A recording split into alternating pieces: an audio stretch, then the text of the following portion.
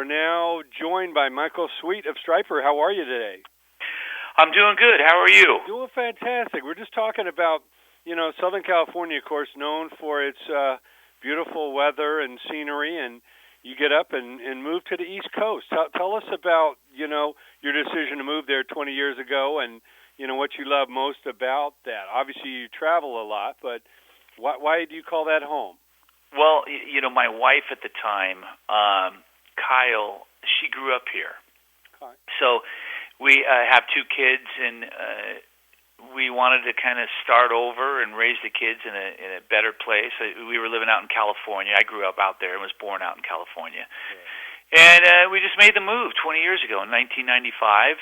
I've been here ever since. I'm remarried now, and I thought about leaving Massachusetts and going somewhere else, 6-7 years ago, and then I just felt like this feels more like home to me than any other place, even my hometown. So every time I go to California, I can't get out of there quick enough, to be honest. Well, I know, it's whatever speaks to you, and having a choice to move and live wherever you choose is important. And these days, with the internet, you can almost be based anywhere. I've seen so many of the California musicians that have moved to Nashville or Vegas or Atlanta or Seattle, and you can still commute. I just did an interview with a guitarist in Copenhagen who's bass players in San Diego and drummers in Colorado and other members in Sweden. So it's possible. Absolutely. I mean, we all live in different areas. I mean, drummer, guitar player live in Vegas. Bass player lives in Nashville. I live in Boston. So I'm not a Nashville kind of guy or a Vegas kind of guy at all. So it just feels right to stay here, stay where I am. Sure. Well, take us back to the beginning. Obviously, you developed a love for music early on growing up here in Orange County, California. What were some of the bands that you were getting into? At what age did you start singing? And, what was like that, some of your musical heroes inspired you to do this yourself? Well, I grew up in a musical family. My parents are singers and songwriters. From the time I was born, I recall, being watched by babysitters while they went out and played. And they were signed to RCA. Mike Curb was their manager. They did a bunch of the Dune Buggy movies and beach movies, co-wrote with Fred Imus. My dad had a #1 country song in 78. So I grew up around music. I used to play on my dad's sessions at a really early age. Believe it or not, when I was 10, 11 years old, he was brave enough to have me come along and tag along and play some acoustic rhythm guitar on some of his sessions. And my love for recording began then. And I just started really getting into writing songs. I started singing in my brother's band when I was 12 and performing out in clubs when I was 14 and 15. I always looked older than I was, so I never really got asked about my age. And then we got a deal, what felt like an eternity because I started so young. We got a deal at a very early age in life, and I was 19 years old when I signed with Enigma.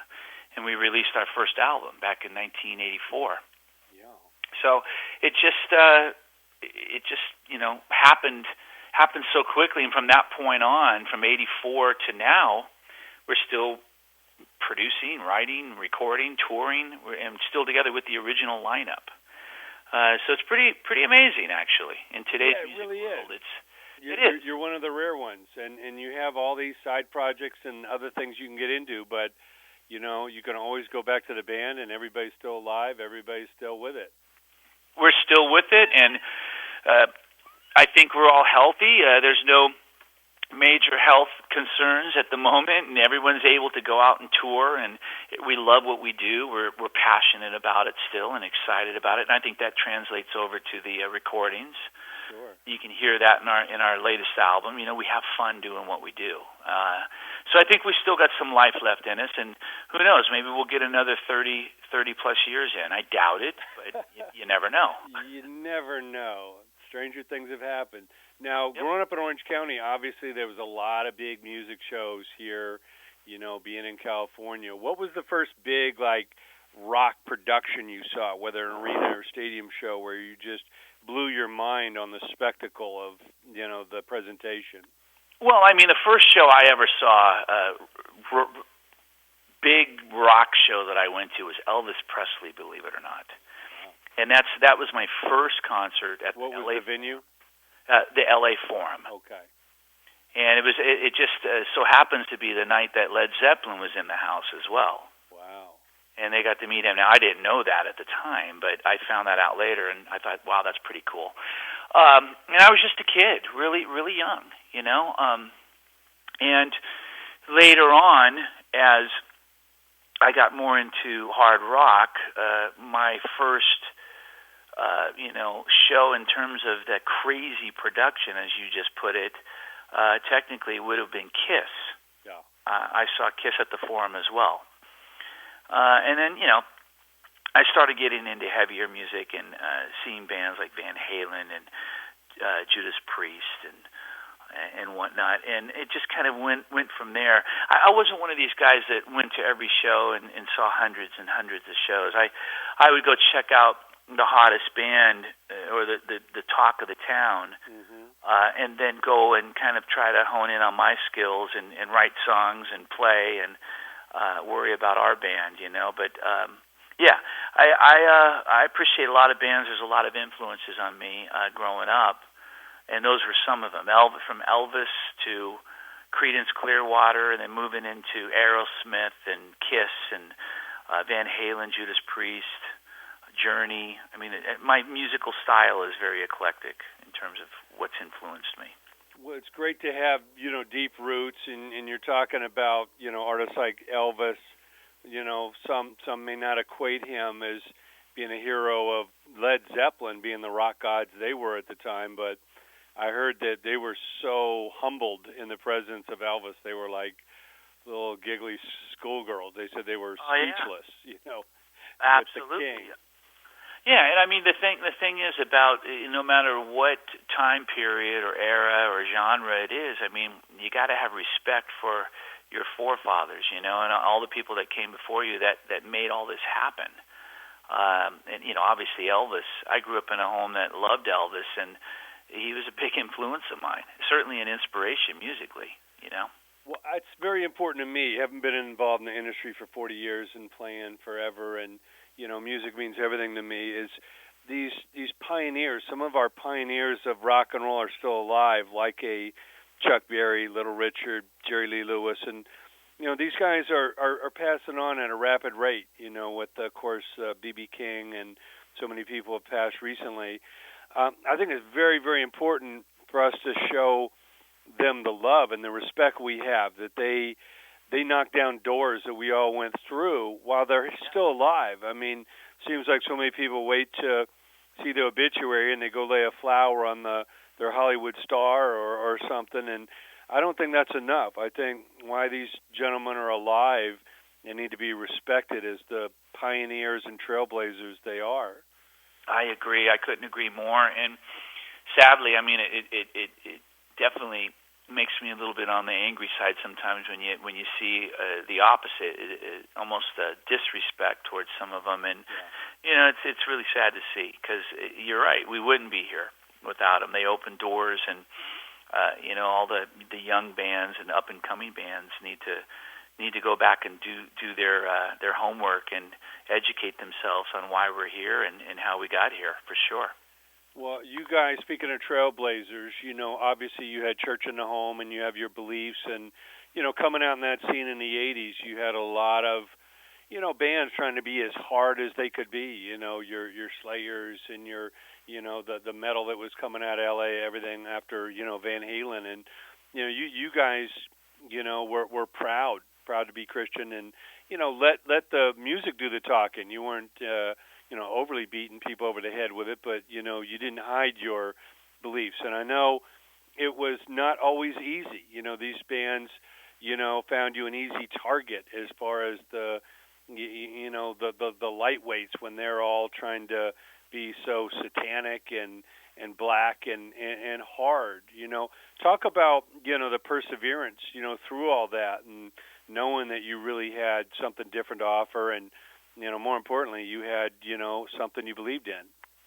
Well, we became Christians and wanted to devote the band and get out of the whole sex, drugs, and rock and roll scene, because we lived that for a long time. We've been there and done it, and know what it's all about, which is really, it leads to, unfortunately, bad places. We've seen our friends die and overdose, and or they can't sing any longer or perform any longer because of drugs or alcohol or what have you. And to me, that's just not rock and roll at all. That's not cool. That's the furthest thing from cool. Yeah. And we got out of it at an early age, thank God, and dedicated the band to who we are and where we put our faith, and that's just the way it's been since 1984. That was the time we all committed to that, the four of us. So we've been going ever since. We get jabs taken. We've been one of those bands that hasn't really found a place to fit in. We don't necessarily try. We do what we do and stay on the straight and narrow, and people either accept us or don't, and whatever is cool. That's not going to change who we are. But, we just don't fit in. We don't fit in on the Christian side because we're a rock band comprised of Christians. We're not a Christian rock band. Yeah. We're not a contemporary Christian rock band. We never will be. And we don't fit in on the mainstream side because we're not, into drugs and alcohol and Satan. So, and everybody thinks that, if you play metal, you have to be. Right. And I think that's just the biggest lie on the planet Earth. It's pretty funny, actually. I mean, here we are, a band who has stood the test of time and stood our ground for our cause, and we live it. We don't go on stage and bite off the heads of bats and call ourselves the Prince of Darkness and then get off stage and go to church. We're not. A lot of bands portray one thing, but then behind the scenes they're complete. They're not even the same. They're not what you think they are. Mm-hmm. So it's kind of like a gimmick in a show. I mean, Stryper, what you see on stage is what you see backstage. Right. What you see in our lives. So I find it funny that we get kind of poked at for being that way, and in reality, it takes more guts to do that than anything else. So we've stood our ground, and we're proud of that. And we've been around for a long time with the original lineup, and we're still going. And you really can't say much about that, other than wow, it's astonishing to me. It blows my mind. And I feel like we're in our prime, and we've got a lot left in us, and we're still able to do this. Well, absolutely. It's very admirable to still be here and still being able to, like I say, recharge your batteries with other projects, but come back. Obviously your brother Robert is in the band. I know that's got to be special for you to, have your kid brother that you grew up with, by your side and backing up the band. And, of course, Oz and Tim have never strayed. There was always outside projects, and I'm sure there were lean times, but now there's an opportunity independently to do what you want. The whole record industry machine or all that is so different today. So what's the greatest thing about being kind of independent and being able to call your shots and control your own destiny? Well, it's nice because of the freedom to express yourself, truly. When you have a lot of people hanging over your shoulder, kind of guiding you and telling you what to do, some people need that. But when you're in an established band like us, like Stryper, and we know pretty much what we want to do and how we want to do it, it just feels good to be able to have the freedom to just say, okay, hey, let's do this kind of an album, or let's do that kind of an album. And it's just amazing. I mean, I know a lot of bands have never experienced that because they're under a corporate umbrella, and these labels are telling them what to do and bringing in writers to write their songs and producers to produce their albums. And then you got to kind of scratch your head and wonder, like, am I really hearing the band, or am I hearing the producer? Am I hearing the writer? It's crazy to me, but I get it, because that's what's made them successful.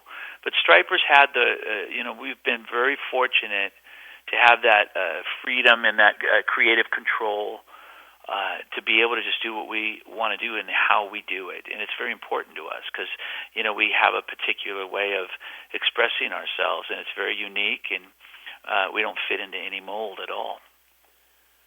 Well, yeah, like, coming up through punk rock or whatever, everybody felt like they had to have a certain look and a certain style, and really the most punk rock thing you could do is go against that, and again, you've held your ground and stood for what you believed in, and, you've got amazing music coming out. Tell us a little bit about your collaboration with Boston, because obviously, we all grew up. I remember back in college, I was the first guy to get the Boston album, and I used to have, everybody come to my dorm room to hear, More Than a Feeling. They couldn't believe the symphony of guitars, So talk about being asked to, play with the guys and, what that experience has been like. Well, it was amazing. We all know tragically that Brad Delp committed suicide, and shortly after that, I wrote something and posted it online about just what he meant to me, and it got put up on my website and whatnot. And I guess Tom's wife, Kim, saw what I wrote and showed it to Tom, and they were both moved by what I wrote and reached out to my management. And my manager called me and said, hey, they just reached out to me, and they're going to do one show in Boston, a tribute to Brad Delp, and they want you to come and sing and be a part of it. And I was just kind of blown away by that. And long story short, it led to Tom going out and purchasing some Stryper albums, because he had never heard the band, and really loving what he heard, and calling me personally and saying he was blown away by the songwriting and my singing. And I mean, I was sitting on the other end of the phone with my chin on the floor, hearing Tom Scholl say this to me. Because I've always looked up to Tom and thought what a genius he is. And he said, I want you to come and sing whatever you want at this show. And I did. Learned guitar, too. Walked in with my guitar, and he was really surprised by that. And I knew all the stuff, and he was blown away and just went on and on about it.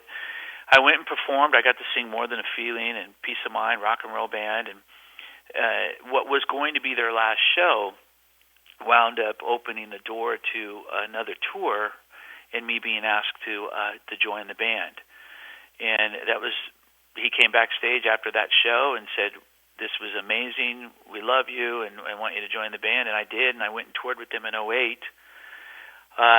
Sticks in Boston, and I was a lead singer with Tommy DiCarlo, the two of us, and played guitar, and it was amazing. And then not long after that, a few years after that, actually like almost 3 years after that, I wound up leaving the band because, I'm just so busy with Stryper, and Stryper is my priority, really. Some people might think that's very odd to say that Stryper is my priority over Boston, but it's your baby. Exactly. And I left the band just to focus 100% on Stryper, and I'm glad I did, because if I didn't, I don't think we would have turned in the last two albums, No More Hell to Pay and Fallen. I think they would have either got shelved entirely or come out at a later time, or maybe not come out the same way, shape, or form at all. So I'm glad I did, and a lot of good has come from it. Well, that's amazing stuff, and I know last year you did the collaboration with the great George Lynch with the Sweet Lynch Project. Talk about collaborating, with George, and what everyone should know about his talent. Well, George is phenomenal. One of my top 10 guitar players of all time, up there with Eddie Van Halen, up there with Randy Rhoads, Stevie Ray Vaughan. I mean, he's up there with my top 10.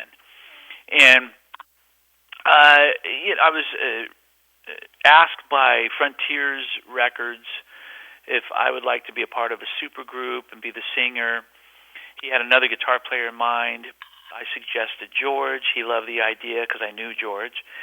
And I contacted George, and George agreed, and then I was able to wind up producing the album and putting it all together. So I hired Brian Tichy, who plays for Foreigner, Whitesnake, and a number of other bands, and then James Lomenzo, who I toured with back in '88. He played in White Lion. He now plays for John Fogerty, played for David Lee Roth, Megadeth, a number of bands. And as the rhythm section, because I thought these guys would be perfect, and they were. So I made this album with George, James, and Brian, and I don't know. I'm not sure what happened, but I just think we went in kind of a little bit skeptical and thinking, how's this going to turn out? And somehow it got hit out of the park. And I love that album. Very proud of it. We all are. It takes you back to the late '70s, early '80s, and it's just a really cool album. It's not a metal album, just a straight ahead rock album. And we're planning on a Sweet and Lynch 2 and eventually a tour at some point. Well, fantastic. And I know you mentioned, Van Halen, and I know recently, some people were taken aback or certainly talking about your comments, of how you would like to get your hands on, producing and shaping a Van Halen album, because I got to agree with you, that Different Truth, whatever it was called, that doesn't show up on the radar of my Van Halen history. It was great. It's been so many years since they'd made a record, but to me it seemed kind of forced, and the songs weren't really there. And when you think of the first 4 or 5 Van Halen albums, you think of songs that you'll be listening to 50 years from now. Right. I don't find myself going back, to this album. There was not one classic on it for me. And again, that's my opinion, and that's certainly, you're entitled to your opinion. Obviously, you felt the same way as a Van Halen fan, like there needs to be a third-party perspective. These guys are sitting in a room, Eddie and Alex calling the shots, but they're not getting the feedback. Tell us a little bit about your feeling on that. Well, I agree, and it's just it's very interesting to me to go in and go to Amazon or whatever, or the comments on my comments at some of these outlets online, of people just kind of going off on me saying that was one of their best albums, and I'm just thinking something's either wrong with my hearing or wrong with their hearing, because I'm not hearing what they're talking about. It's an okay album, but does it rival their first 4 or 5 albums? Not even in the same ball field. Right. The worst song on Van Halen 1 was probably as good as the best song on this one. Or better, exactly. And I get it. You get older and you lose the passion, and the well starts to dry up and all that. And I said that about the Boston album, and it's no disrespect to Boston at all. But same thing with their last album. And I'm reading the reviews at Amazon saying this sounds like classic Boston, and again I'm just scratching my head saying, what? What? Does it sound like More Than a Feeling to you? I mean, not even close. Right. And my point was I was trying to say it humbly and politely that, gosh, I would love to have the opportunity to, as a fan and a producer and a writer and a singer and a guitar player, someone that I feel could handle the job, get in the studio with these guys and help them achieve greatness again. Because as a fan, you want more classics. You want more Van Halen classics in your playlist. And I know they can do it. The reason why I know it is I feel Stryper's doing that. Right. I feel that Stryper's tapping into that, getting back to our roots, and coming super close, if not right on the money, of getting back to our heyday in terms of sound and production. And I know those guys can do it if they work with the right people. And I just said, hey, I'd love to be that guy. That's all. It's more of a for fun kind of thing, Mm-hmm. But I got a little grief for that. It seems like everything I say these days either gets misconstrued or. Well, I saw a bunch of comments about Dave Grohl the other day, and people are like, well, who elected this guy the king of rock and roll? And I'm like, no, we need more Dave Grohls and Slashes and Michael Sweets. We need people that are passionate about what they love, what they believe in. No one's listening to their words as gospel. They're just have a passion for music and music they grew up in. And if they get a lot of comments or people take their words out of context, everybody gets all riled up. But I think Dave Grohl and Slash and people like yourself are so humble. You remain hungry and have that passion you did as a teenager coming into the music. And for people to be so cynical and to chastise them for loving the music that they do is insane. Well, here's the thing that's really insane about it. These people that chastise and go in and make all these comments, you got to wonder, like, who are they? I mean, apparently they think that they're, they know what they're talking about, and obviously many of them don't. Yeah, their opinions, and everyone has the right to their opinion, but that's the downside of the internet. Is nowadays everyone can go in Facebook or, they can go say whatever they want, and hide behind their keyboard. Yeah, and I go into some of these Facebook pages, and I just think, gosh, I would never in my lifetime consider going into Van Halen's page and just ripping the band apart. Right. I just don't understand it. Everyone has an opinion, and I guess they feel they can express it, but unfortunately, a lot of times it's negative and nasty. And I'll continue being who I am. I really, I do my best to just stay humble. I don't carry the pride flag around at all. I can't stand that. I'm not into the ego thing, but I'm a very opinionated guy. I will, if someone asks me a question, I'm not going to lie to you. Sure. That doesn't make me cocky. Yeah. And that doesn't make me prideful. It just means I'm being honest with you.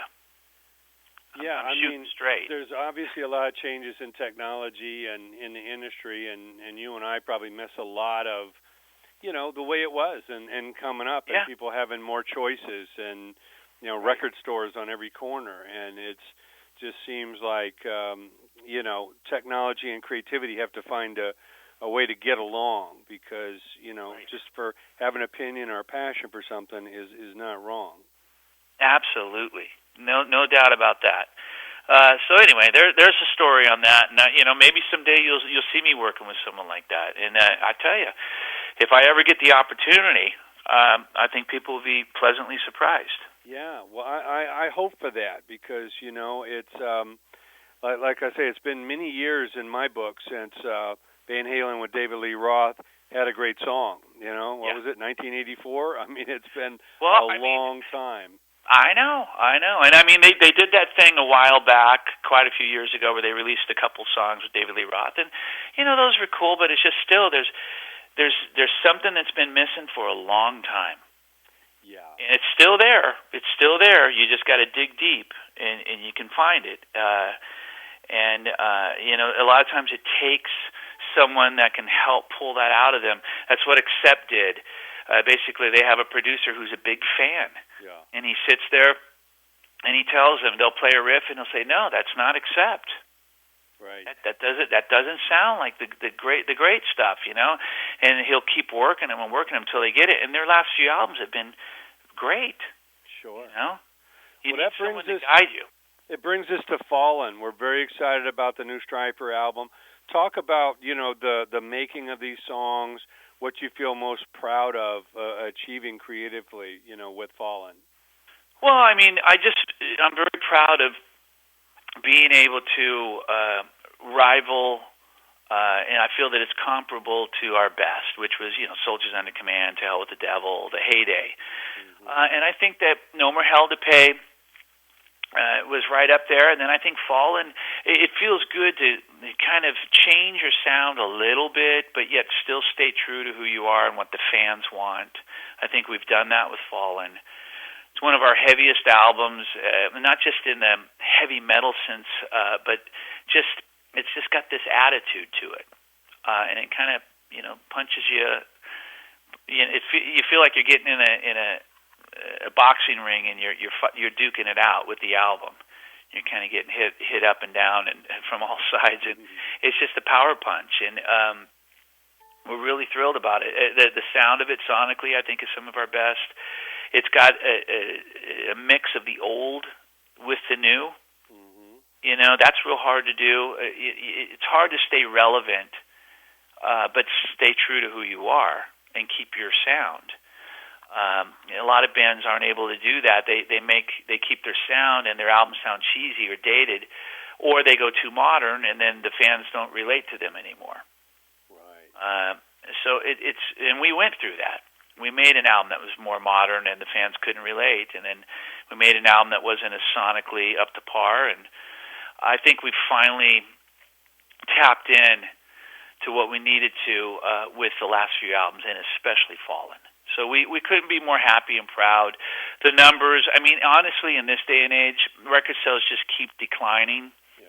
And to come out, release an album that sold what the last one sold is miraculous in today's music world. So we'll take it. We're thrilled with the numbers and the chart positioning, and we're thrilled. Sure. And all that you've been through and seen, Michael, what advice do you give to the young, creative people? Not so much on the business side, because I know that's constantly evolving, but creatively, to really have the perseverance and the ability and, all that needs to be sacrificed to really be a master of a songwriter, a traveling, touring, performing musician, or, what does it really take, and what should they be focused on, or what do they need to avoid? My advice would be sell all the equipment and go to school and get your medical degree. No, I'm kidding.